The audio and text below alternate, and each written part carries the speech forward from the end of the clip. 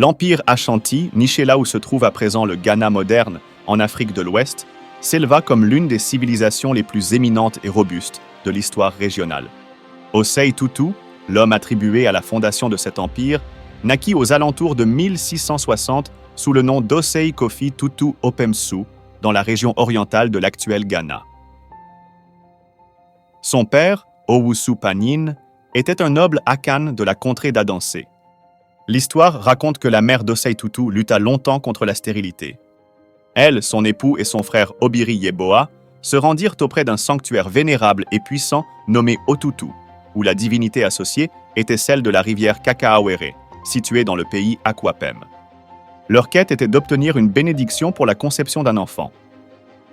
En reconnaissance, l'enfant reçut le nom de Tutu, en hommage au sanctuaire.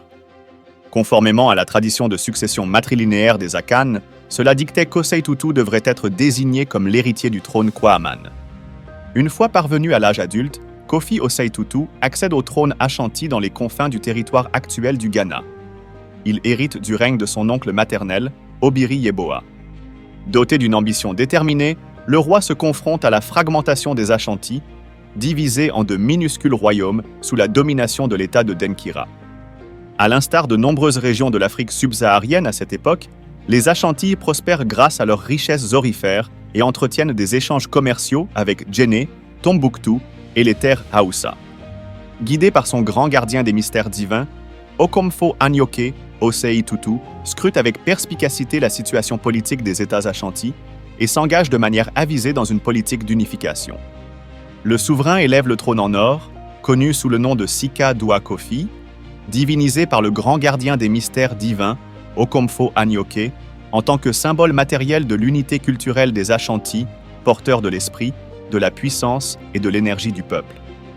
Dès lors, le détenteur du trône en or devient automatiquement Asantehene, c'est-à-dire le chef des Ashanti, et doit être issu de la lignée d'Osei Tutu et d'Obiri Yeboah.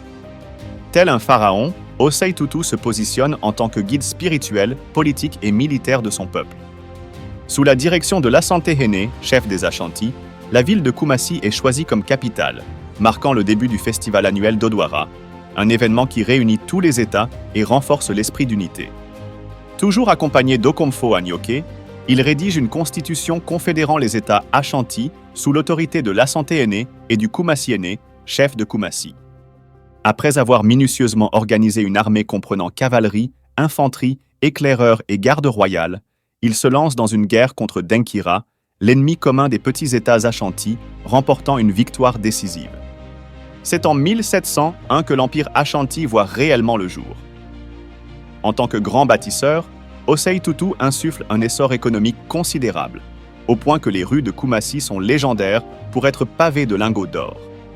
En 1717, Osei Tutu trouve la mort au cours d'une guerre contre le peuple Akiem, laissant le trône à son neveu Opoku Ware.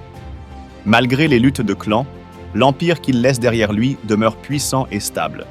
Bien que certaines factions des Ashanti se dirigent vers la Côte d'Ivoire sous la direction de sa nièce, la princesse héréditaire Ablapoku, formant ainsi les Baoulés.